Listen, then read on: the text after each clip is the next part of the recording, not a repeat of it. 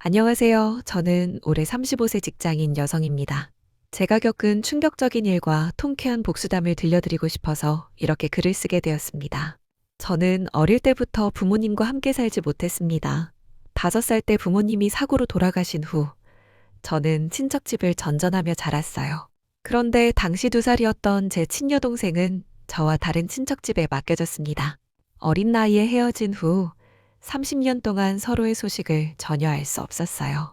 저는 혼자서도 악착같이 살아왔습니다. 공부를 열심히 해서 대학교를 졸업하고 지금은 중견기업에서 팀장으로 일하고 있어요. 연봉도 괜찮고 내 집도 있고 나름 성공한 삶이라고 생각했습니다. 그리고 작년에 좋은 사람을 만나 결혼을 앞두고 있었죠. 약혼자 김 씨는 의사였고 집안도 괜찮다고 해서 양가 상견례를 준비하고 있었습니다. 솔직히 제가 고아 출신이라는 것 때문에 조금 위축되긴 했지만 김 씨가 그런 거 상관없어. 고해주어서 마음을 놓고 있었어요. 드디어 예비시댁을 방문하는 날이 왔습니다. 강남의 고급 아파트에 사시는 분들이라고 해서 정말 떨렸어요.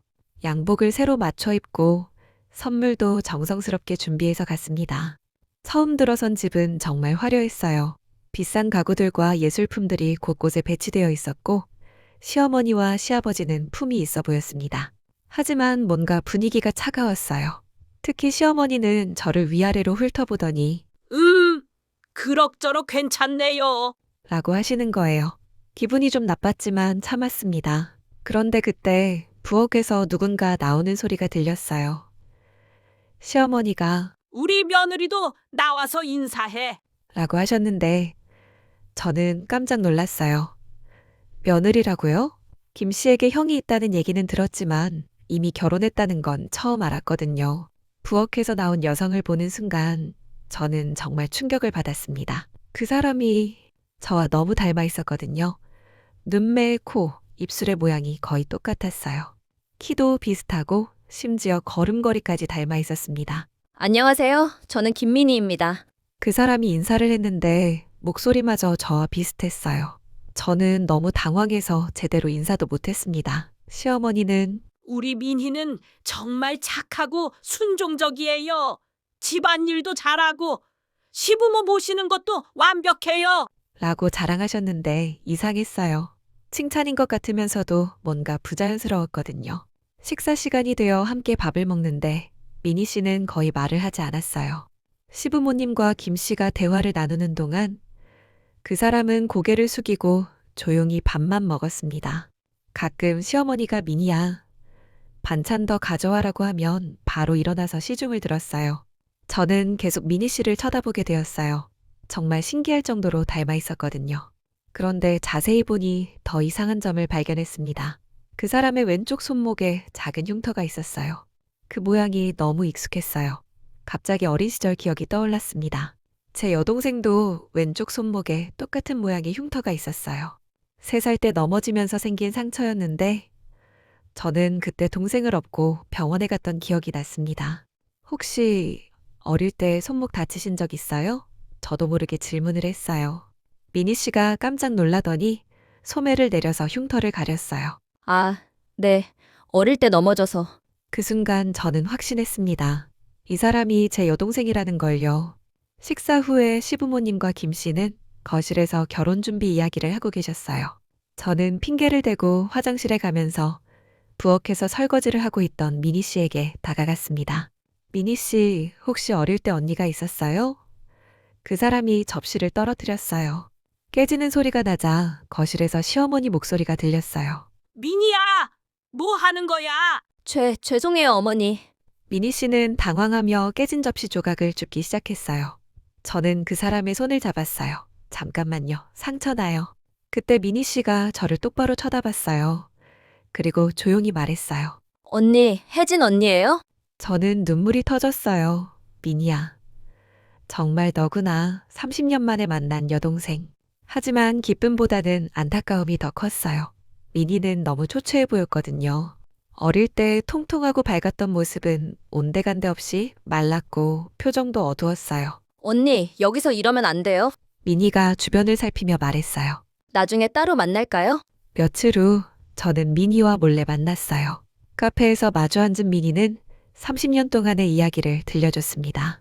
언니, 나 정말 힘들게 살았어요. 미니는 울면서 말했어요. 부모님 돌아가신 후에 큰 고모 집에 갔는데 거기서 하인처럼 살았어요. 공부는 제대로 못하고 집안일만 했어요.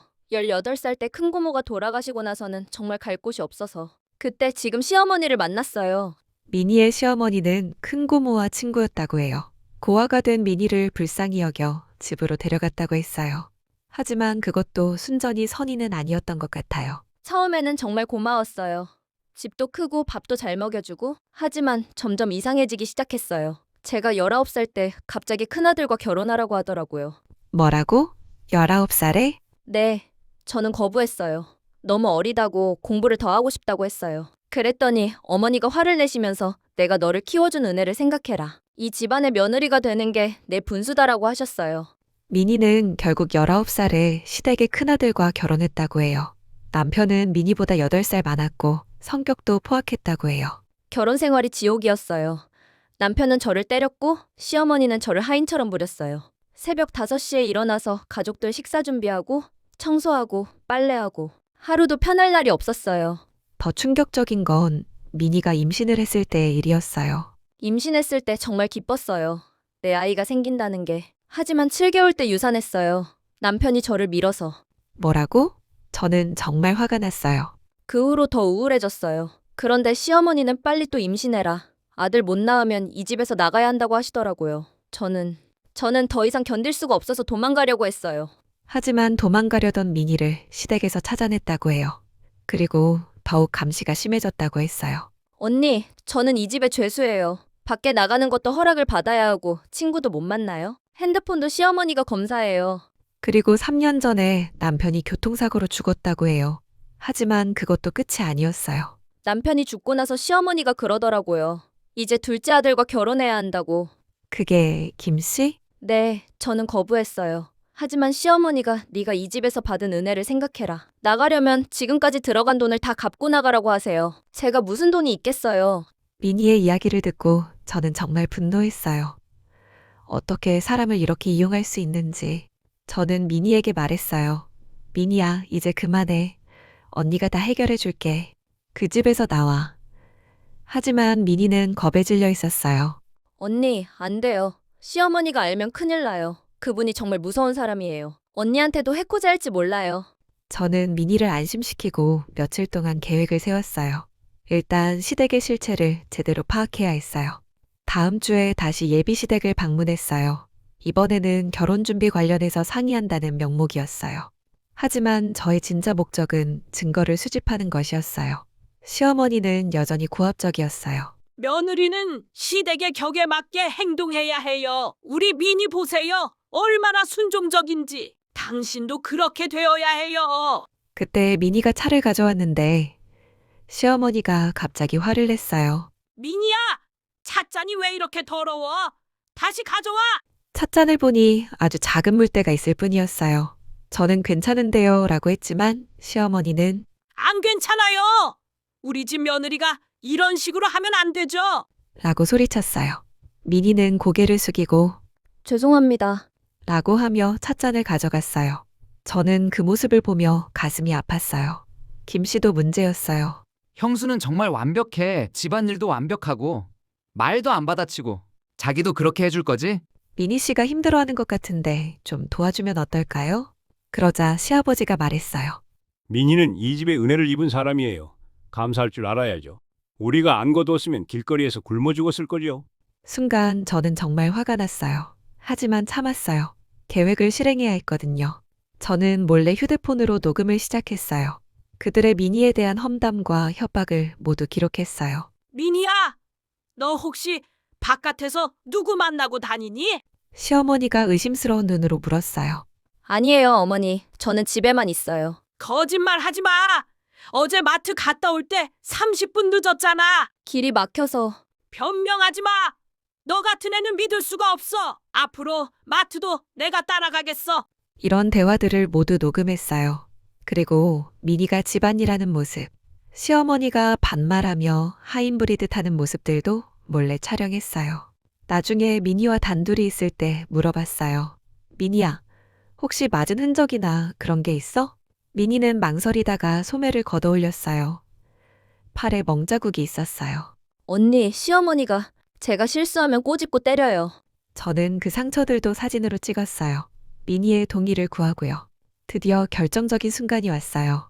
며칠 후에 양가 상견례가 예정되어 있었는데 저는 그 자리에서 모든 걸 폭로하기로 결심했어요. 상견례 당일 저는 몰래 녹음기를 준비했어요. 그리고 그동안 수집한 증거들을 모두 정리해뒀어요.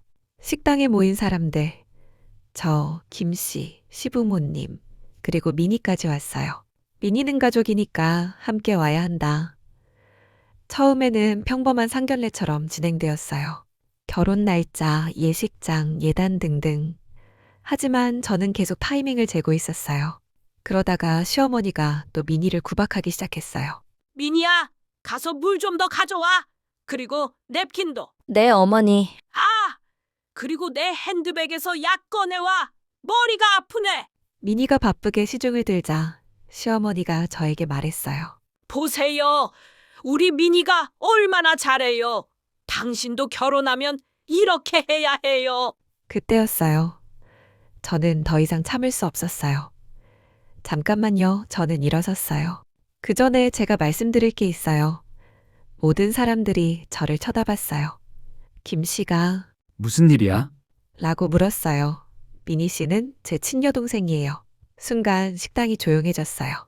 모든 사람들이 무슨 말인지 이해하지 못하는 표정이었어요. 30년 전에 헤어진 제 친동생이 바로 미니예요. 어릴 때 부모님이 돌아가신 후 서로 다른 친척 집에 맡겨져서 지금까지 찾지 못했는데 여기서 이렇게 만났어요. 시어머니가 황당하다는 듯이 말했어요. 뭔 소리예요? 그럴 리가. 증거가 있어요. 저는 어린 시절 사진을 꺼냈어요. 이 사진 보세요. 저와 미니가 함께 찍은 거예요. 그리고 미니 손목의 흉터도 그때 생긴 거고요. 미니는 눈물을 흘리며 고개를 끄덕였어요. 맞아요. 저는 김혜진 언니의 친동생 김민희예요. 그때 시어머니가 갑자기 화를 냈어요. 그렇다고 해서 뭐 어쩌겠다는 거예요? 미니는 우리 집안 사람이에요. 아닙니다. 미니는 더 이상 당신들의 소유물이 아니에요. 저는 준비해온 자료들을 꺼냈어요. 미니가 당신들한테 당한 일들을 모두 기록해뒀어요. 폭언, 폭행, 강제결혼, 감금, 이 모든 게 다 증거로 남아있어요. 그리고 휴대폰으로 녹음한 파일들을 재생했어요. 시어머니가 미니를 구박하는 목소리, 협박하는 내용들이 식당에 울려 퍼졌어요. 시어머니는 당황하며 말했어요. 그건 가족 간의 일이에요. 남이 끼어들 일이 아니야. 가족이요? 미니를 19살에 강제로 결혼시키고 폭행하고 감금한 게 가족이 할 일인가요? 저는 미니의 팔에 있는 멍자국 사진들도 보여줬어요. 주변 사람들이 웅성거리기 시작했어요. 김 씨도 당황하며 말했어요. 혜진아, 이건 너무... 너무 뭐? 너도 공범이야. 미니가 싫다고 했는데 강제로 결혼하려고 했잖아. 시아버지가 화를 내며 일어섰어요. 무슨 근거로 우리를 근거요? 여기 다 있어요. 저는 가방에서 서류 뭉치를 꺼냈어요. 미니의 의료기록, 상해 진단서, 목격자 증언, 모든 게 준비되어 있어요. 사실 저는 며칠 동안 미니와 함께 병원에 가서 정확한 검진을 받았어요. 그리고 과거에 미니를 도와준 적이 있는 마트 직원, 동네 사람들의 증언도 받아뒀어요. 그리고 더 충격적인 진실이 있어요. 저는 또 다른 서류를 꺼냈어요. 당신들이 미니를 이용해서 정부 지원금을 부정수급한 것도 알아냈어요. 시어머니의 얼굴이 창백해졌어요. 뭔 소리? 미니를 고아로 등록해서 지난 15년간 매달 지원금을 받아왔죠. 그런데 실제로는 미니를 결혼시켜서 며느리로 부렸으면서 말이에요. 이건 명백한 사기죄예요. 저는 미리 조사해둔 자료들을 보여줬어요. 시댁에서는 미니를 보호하는 고아로 신고해서 정부 지원금을 받아왔던 거예요. 하지만 실제로는 결혼시켜서 며느리로 부리고 있었죠. 그리고 미니가 낳을 뻔했던 아이의 유산도 고의였다는 목격자 증언이 있어요. 당신 아들이 미니를 밀어서 계단에서 떨어뜨린 거죠? 시어머니가 떨면서 말했어요. 그건 인정하시는군요. 이건 상해치사 미수예요. 식당은 완전히 난리가 났어요. 다른 손님들도 모두 우리를 쳐다보고 있었고 누군가는 스마트폰으로 촬영하기도 했어요. 저는 미니의 손을 잡고 일어섰어요. 미니야, 이제 끝났어. 우리 집에 가자. 미니는 울면서 고개를 끄덕였어요. 언니, 김 씨가 다급하게 말했어요. 혜진아, 우리 결혼은 어떻게? 결혼 전은 비웃으며 말했어요. 당신 가족이 제 동생을 그렇게 괴롭힌 마당에 무슨 결혼. 우리는 여기서 끝이야. 시어머니가 마지막으로 소리쳤어요. 민희야, 내가 나가면 안 돼. 내가 우리한테 진 빚이. 빚이요? 저는 또 다른 서류를 꺼냈어요. 미니가 15년 동안 무급으로 가사노동한 것의 대가를 계산해 봤어요. 시급 9,000원으로 계산해도 2억이 넘어요. 오히려 당신들이 미니한테 돈을 줘야죠. 그리고 저는 결정타를 날렸어요. 그리고 이 모든 자료는 이미 경찰서와 검찰청, 그리고 언론사에 제보했어요. 내일 아침 뉴스에 나올 거예요. 시댁 식구들의 얼굴이 새파랗게 변했어요. 그날 저는 미니와 함께 제 집으로 왔어요. 30년 만에 자매가 한 집에서 살게 된 거죠. 언니, 정말 고마워요. 저는 평생 그 지옥에서 살아야 하는 줄 알았어요. 미니가 울면서 말했어요. 이제 괜찮아. 언니가 다 지켜줄게. 며칠 후 정말로 뉴스에 보도되었어요. 유명 의사 가족, 고아 여성 15년간 착취라는 제목으로 말이에요. 시댁은 완전히 망신을 당했고 김 씨는 병원에서 잘렸어요. 경찰 수사도 시작되었고 시댁은 부정수급한 지원금을 모두 반환해야 했어요. 그리고 미니에 대한 상해와 감금 등의 혐의로 기소되었죠. 더 통쾌한 건 미니가 그동안 당한 정신적 피해에 대한 손해배상 소송도 시작했다는 거예요. 변호사는 최소 5억 원은 받을 수 있을 것이라고 했어요. 하지만 제 복수는 여기서 끝이 아니었어요. 저는 더 치밀한 계획을 세웠거든요. 먼저 김 씨가 다니던 병원에 미니의 의료 기록과 함께 의사로서 윤리적 문제가 있는 사람이라는 제보를 했어요.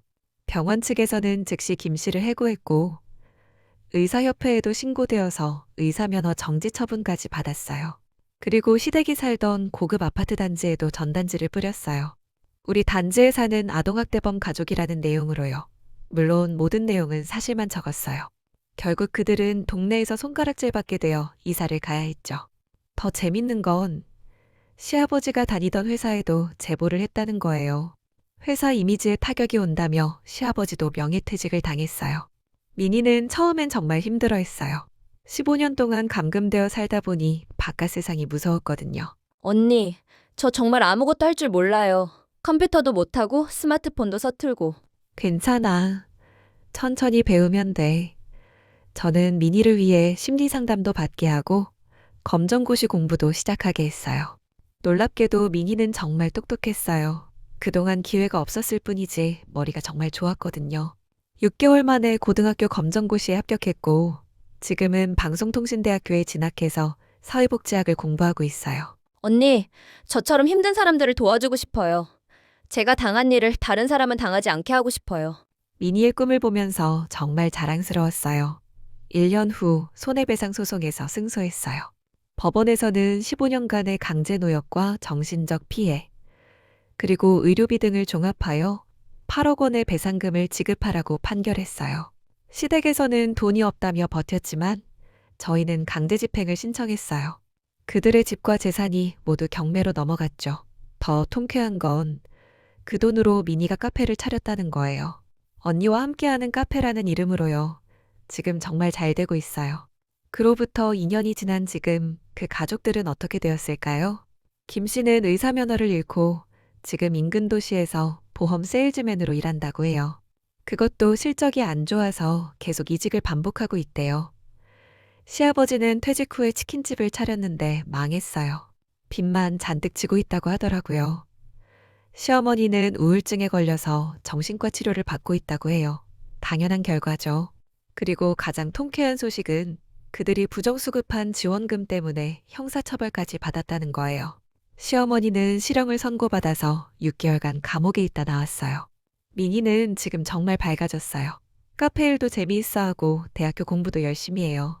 그리고 몇 달 전에는 좋은 남자친구도 생겼어요. 언니, 이번 생에는 정말 사랑하는 사람과 결혼할 거예요. 강제로 시키는 결혼은 절대 안 할 거예요. 그런데 가장 달콤한 복수는 따로 있었어요. 작년에 미니의 카페가 방송에 나왔어요. 15년간 착취당한 여성이 새로운 삶을 시작한 감동 스토리라는 내용으로요. 그 방송을 본 사람들이 카페에 정말 많이 와서 응원해줬어요.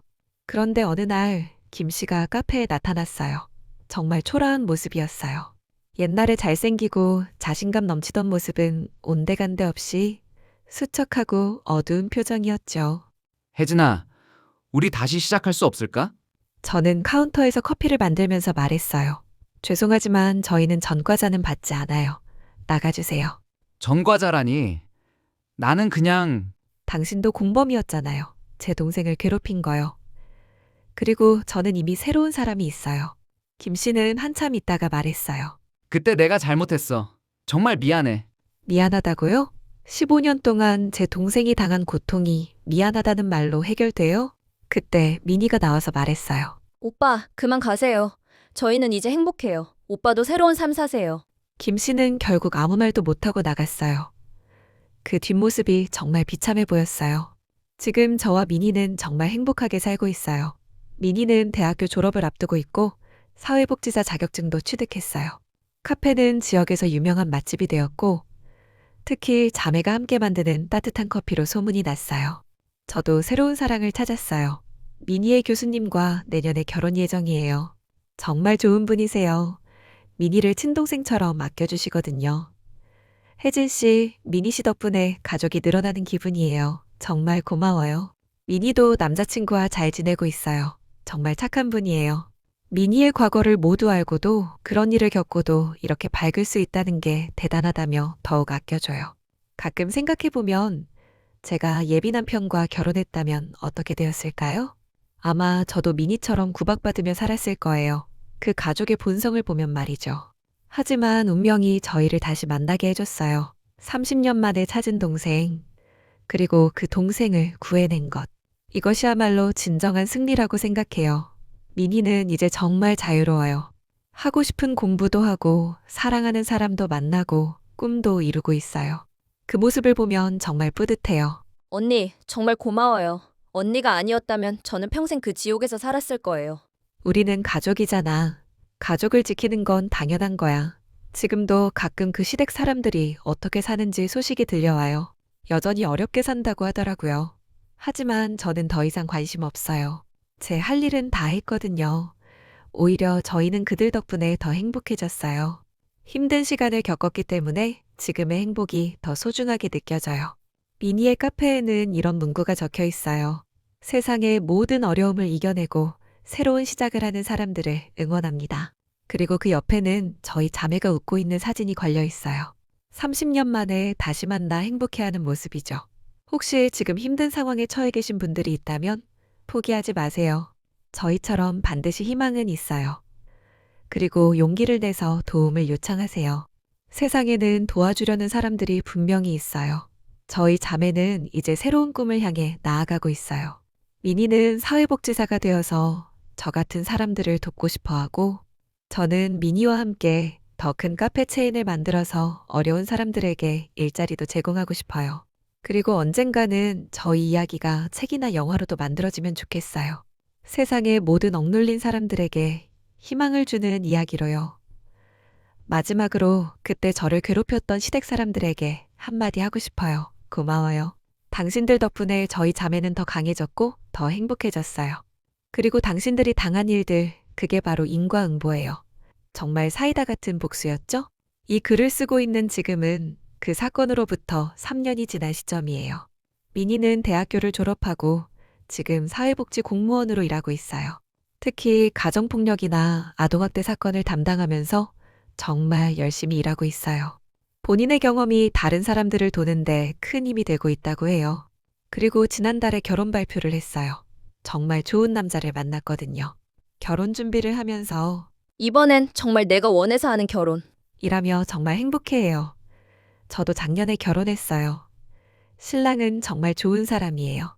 미니를 친동생처럼 아껴주고 저희 이야기를 듣고 정말 용감한 자매라며 존경한다고 해요. 카페는 지금 3호점까지 냈어요. 모두 희망 시리즈로 이름을 지었어요. 1호점은 희망 카페, 2호점은 새희망 카페, 3호점은 큰희망 카페예요. 그리고 매장마다 어려운 상황에 있는 분들을 위한 무료 식사 코너를 운영하고 있어요.